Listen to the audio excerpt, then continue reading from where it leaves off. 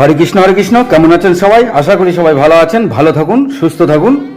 আমি আজকে আপনাদের কাছে বলবো পাণ্ডবদের বনবাস পার্ট 71 71, পাণ্ডবদের তীর্থযাত্রা পার্ট 36 বা 36। এইখানে পাণ্ডবরা এখনো বনবাসে আছেন। পাণ্ডবরা 12 বছর বনবাস, 1 বছর অজ্ঞাতবাস করবেন। সেই 12 বছর বনবাসে তারা যে কাম্যক বনে গিয়েছিলেন, সেখান থেকে তারা তীর্থযাত্রায় বেরিয়েছিলেন। তাই তীর্থযাত্রা পার্ট 36 মানে তীর্থযাত্রা চলছে। তাদের সঙ্গে কে আছেন? লোমশ ঋষি। আমি এরকম ভিডিও কেন বানাচ্ছি? আমি এরকম ভিডিও বানাচ্ছি আমাদের ভারতবর্ষের যত মন্দির আছে যা ভেঙে ফেলা হয়েছে, হিন্দু ধর্মকে যে ধীরে ধীরে ধ্বংস করা হচ্ছে, সনাতনী হিন্দু ধর্মকে সম্পূর্ণ যে বিনাশ করা হচ্ছে, কি করে বিনাশ করা হচ্ছে তাও বলবো, এবং আমি আমাদের ধর্মকে কিভাবে কলুষিত করা হচ্ছে তাও আমি বলবো। এর জন্যই আমি ভিডিও শুরু করেছি। এবং আমাদের ধর্মশাস্ত্রকে কিভাবে গোজামিল ঢোকানো হয়েছে এবং অনেক জায়গায় তারা কিভাবে পাল্টিয়ে নতুন নতুন পুস্তক তৈরি করছেন বা অনেক কিছু আপনারা দেখতে পাচ্ছেন, যা যেসব সম্বন্ধে আপনারা দেখে বা পড়ে যেসব শিখছেন, যখন কোথাও কথা বলতে যাচ্ছেন তখন কিন্তু আটকে পড়ছেন। আটকে পড়ার কারণ আপনার মাথা নিচু হয়ে যাচ্ছে। আমি চাই আপনারা মাথা উঁচু করে কথা বলুন। তার জন্য আমার এই ভিডিও করা। ভিডিওর সত্যতা আপনারা বিচার করে নেবেন, যুক্তি দিয়ে বিচার করবেন যে আপনারা কি দেখেছেন আর আমি কি বলছি। এর জন্যই আমার এই ভিডিও করা। দেখুন, আমাদের সারা পৃথিবীতে আমাদের ধর্ম কিন্তু ছড়িয়েছিল, যাকে বর্তমানে আমরা ভিয়েতনাম নামে চিনি। এই ভিয়েতনাম একসময় কিন্তু চম্পক নগরী ছিল। যখন আমি বলবো যে চম্পক নগরীর কথা আমাদের শাস্ত্রে অনেক জায়গায় উঠে এসেছে, তখন আপনারা অনেকে চিনে যাবেন যে চম্পক নগরী কোথায়, আপনারা খুঁজে বেড়াবেন। এই চম্পক নগরী আসলে ছিল বর্তমানের ভিয়েতনাম। ভিয়েতনামকে 2 টুকরো করে দেওয়া হয়েছে বর্তমানে। এই যে চম্পক নগরী, এই চম্পক নগরীতে 5000 মন্দির ছিল প্রায়। কেন প্রায় বলছি? কারণ কত যে নষ্ট হয়ে গেছে, কত যে ধ্বংস হয়ে গেছে, কত মাটির তলায় চলে গেছে তার কোনো ঠিক ঠিকানা নেই। সমীক্ষা অনুযায়ী প্রায় 5000 মন্দির ছিল। তার মধ্যে বর্তমানে মাত্র 300 মন্দির আছে। কিন্তু সে 300 মন্দির কি রূপে আছে? 300 মন্দির ভগ্নস্তূপ রূপে রয়েছে। সেই মন্দিরগুলি তার স্বরে চিৎকার করে বলছে যে আমরা বাঁচতে চাই। মন্দিরগুলি বলছে যে আমাদের বাঁচাও। এখনো সেখানে 300 মন্দির রয়েছে জরাজীর্ণ অবস্থায়, ভাঙচুর অবস্থায়। তাই ভারতীয় বর্ষের সরকার সেই মন্দিরগুলিকে পুনর্নির্মাণ করার জন্য উদ্যোগ নিয়েছেন। কার মনে আসলো ভারতবর্ষের যে সরকার এই মন্দিরগুলি ঠিক করার জন্য যে উদ্যোগ নিয়েছে, এটা কার মনে আসলো তা আমি বলতে পারবো না। কিন্তু যার মনেই আসুক, তার মন নিশ্চয়ই কেঁদেছে যে সারা পৃথিবীব্যাপী যত মন্দির আছে, যত ভগ্নস্তূপ মন্দিরগুলি আছে, এগুলোকে পুনর্নির্মাণ করা দরকার। তাই আমাদের ভারতবর্ষ সরকার নানান জায়গায় নানান মন্দিরের পুরনো মন্দিরকে ঠিকঠাক করার জন্য উদ্যোগ নিয়েছেন। আজ সেই চম্পক নগরী নাম বললে বহু লোকেই চিনবে না আসলে চম্পক নগরী কোথায়। বর্তমানে যে ভিয়েতনাম বলে অনেকেই চিনে যাবে। বর্তমানের যারা শিক্ষিত লোক তারা ভিয়েতনাম সম্বন্ধে অনেক কিছু পড়েছে এবং তারা ঝপ করে চিনে যাবে। কিন্তু চম্পক নগরী বললেই তাদের পুরনো ইতিহাসে যেতে হবে। এই চম্পক নগরী আসলে ছিল ভিয়েতনাম, যেখানে 5000 মন্দির ছিল। এখনো পৃথিবীর মধ্যে সর্ববৃহৎ মন্দির হচ্ছে ভিয়েতনামেই আছে, যা 5 কিলোমিটার ব্যাসার্ধ নিয়ে এক মন্দির সেখানে এখনো ভগ্ন অবস্থায় পড়ে আছে। হরে কৃষ্ণ। এইগুলোকেই আপনাদের জানানোর জন্য ভিডিও করা। চলুন আজকে আমি আপনাদের কাছে বলছি পাণ্ডবদের বনবাস পার্ট 71, পাণ্ডবদের তীর্থযাত্রা পার্ট 36। যখন পরশুরাম কথা সম্পূর্ণ শেষ করলেন, মানে পরশুরামের কথা যখন সম্পূর্ণ শেষ করে ফেললেন অক্রুতবান, তখন সবাই সেদিন সেখানে ওই রাত্রি যাপন করেছিলেন। পরদিন ছিল চতুর্দশী। যেহেতু পরশুরাম চতুর্দশীতে দেখা করবেন, তাই সবাই পরদিন সকালবেলা স্নান আদি শেষ করে তৈরি থাকলেন যে কখন পরশুরাম আসবেন। যথারীতি পরশুরাম তাদের সঙ্গে দেখা করার জন্য অক্রুতবানকে নিয়ে যুধিষ্ঠির যেখানে ছিল সেখানে আসলেন। এবং যুধিষ্ঠির সহ সেখানে যত ব্রাহ্মণ, ঋষি, লোমশ ঋষি সবাই তার দর্শন পেলেন এবং তার দর্শন পেয়ে সবাই খুবই খুশি হলেন। তারপরে দ্রৌপদী, যুধিষ্ঠির সহ সব ভাইরা তার সৎকার ও পূজা করলেন। তাছাড়া সেখানে থাকা অনন্য ঋষিমুনিদের সৎকারও করলেন। মানে ওখানে অনেক মুনি ঋষি ছিল যারা পরশুরামের দেখা করার জন্য সেখানে তপজপ করছিল। যেহেতু পরশুরাম মাত্র 2 দিন দেখা করেন, অষ্টমী আর চতুর্দশীতে, সেদিন ছিল চতুর্দশী, তাই অন্যান্য যারা ঋষি ছিল তাদেরকেও যুধিষ্ঠিররা সৎকার করেছিলেন। এতে পরশুরাম ভীষণ খুশি হলেন। তারপর তাদের নানাবিধ আশীর্বাদ দিয়ে তিনি সেখান থেকে বিদায় নিলেন। ওই রাত্রি তারা মহেন্দ্র পর্বতেই রাত্রি যাপন করেছিলেন। পরদিন যুধিষ্ঠিররা আবার চলা শুরু করলেন। তারা সেখান থেকে দক্ষিণ দিকে চলতে শুরু করলেন।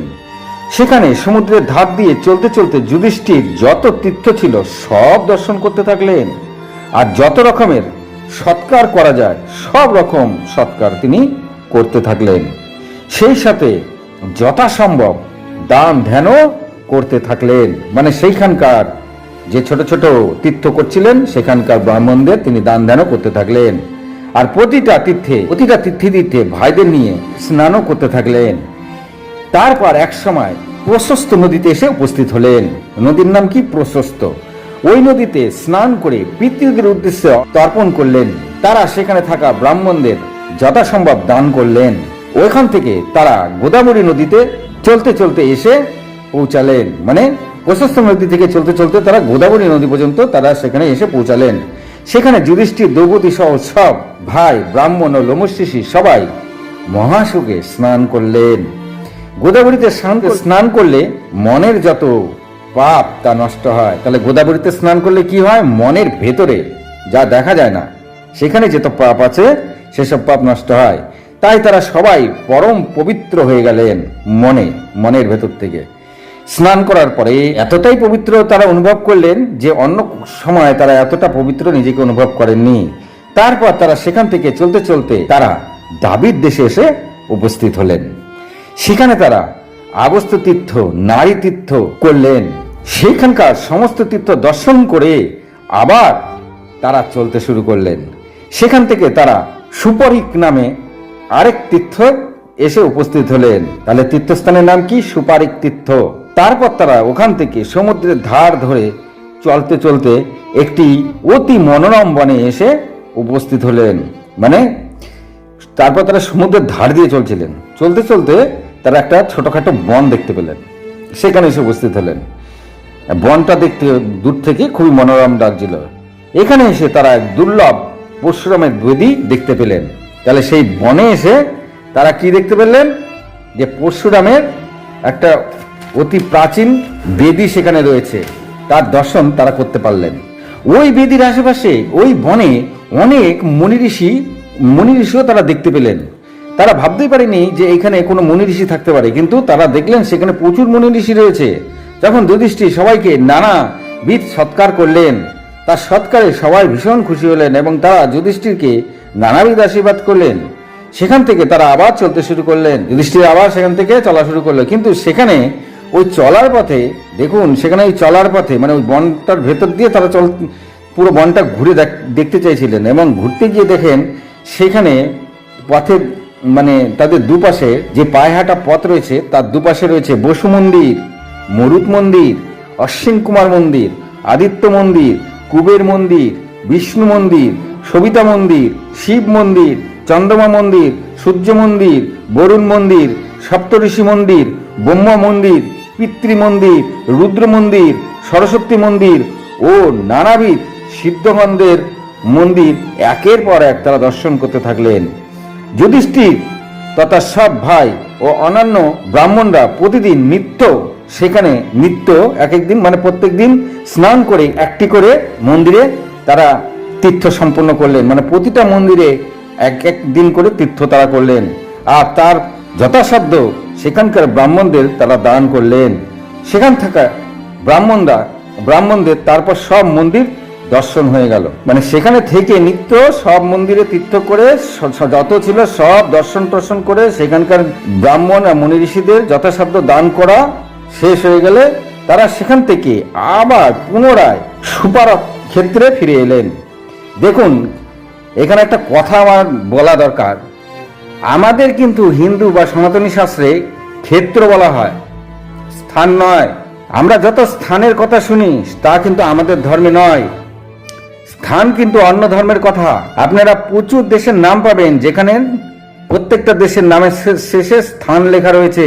এই স্থান কিন্তু আমাদের সনাতনী ধর্মের মধ্যে নেই। আমাদের ধর্মের মধ্যে কি আছে? ক্ষেত্র। আপনি যেখানেই যান সেখানে তাকে ক্ষেত্র রূপে বলা হয়। যেমন তার মধ্যে আমি একটা বলে দিই, কুরুক্ষেত্র, কুরুস্থান নয়, কুরুক্ষেত্রের যুদ্ধ ক্ষেত্র। এই স্থান বা জায়গাকে আমাদের ক্ষেত্র বলা হয়, এই স্থান কিন্তু বলা হয় না। তাহলে আপনাদের আমি বোঝাতে পারলাম, স্থান আমাদের ধর্মে নেই। আমাদের ধর্মকে সম্পূর্ণ শেষ করে ফেলাতে আমরা কিন্তু ভাবি স্থান আমাদের ধর্মেরই কথা বা শব্দ। এই শব্দ কিন্তু আমাদের নয়। আমাদের শব্দে কি আছে? ক্ষেত্র আছে। আপনি ভাবুন। হরে কৃষ্ণ। তারপরে চলুন বলি, ওইখান থেকে আবার সমুদ্রের ধার ধরে যুধিষ্ঠিরা চলতে শুরু করলেন। সেই ধার ধরে চলতে চলতে অনেক তীর্থক্ষেত্র তারা দর্শন করলেন। সেখান থেকে তারা প্রবাস ক্ষেত্রে এসে উপস্থিত হলেন। প্রবাস ক্ষেত্র সে সময় কিন্তু খুবই বিখ্যাত ছিল। চলুন, সেখানে তারা স্নান আদি করে তর্পণ করলেন পিতৃদের উদ্দেশ্যে এবং দেবতাগণদের উদ্দেশ্যে। তারা অনেক জলও অর্পণ করলেন। সেখানে একটি বড় বটবৃক্ষের পাশে বসে সেই বৃক্ষের চারিদিকে সবাই গোল করে বসলেন এবং চারিদিকে তারা অগ্নি প্রজ্বলন করে 12 দিন তারা জল আর বায়ু ভক্ষণ করে তপ করতে থাকলেন। যুধিষ্ঠিরা কি করলো? প্রবাস ক্ষেত্রে স্নান টান করে একটা বটবৃক্ষের চারিদিকে তারা গোল করে বসে চারিদিকে তারা ছোট ছোট আগুন জ্বালিয়ে তারা সেখানে তপ করা শুরু করলেন। এবং সেই তপ 12 দিন ধরে চললো। খালি কি খেলেন? জল আর বায়ু। এই প্রবাস ক্ষেত্র ওই সময় পৃথিবীতে সবচেয়ে বিখ্যাত ছিল তপস্যার জন্য। তাই তারাও সেখানে না খেয়ে তপস্যা করতে থাকলেন। তাদের এই উগ্র তপস্যা করা দেখে, মানে না খেয়ে তপস্যা মানে সেটাকে উগ্র তপস্যা বলা হয়। আর এই উগ্র তপস্যাকে দেখে সেখানে অনেক ব্রাহ্মণ মুনি ঋষি এসে উপস্থিত হলেন। প্রবাস ক্ষেত্রে আরো যারা ছিল আগে থেকে। ওই তপস্যার কথা যখন ধীরে ধীরে নানা দিকে ছড়াতে থাকলো, তাই সে কথা শ্রীকৃষ্ণ বলরামও জানতে পারলেন। মানে প্রবাস ক্ষেত্র থেকে দ্বারকা বেশি দূর ছিল না।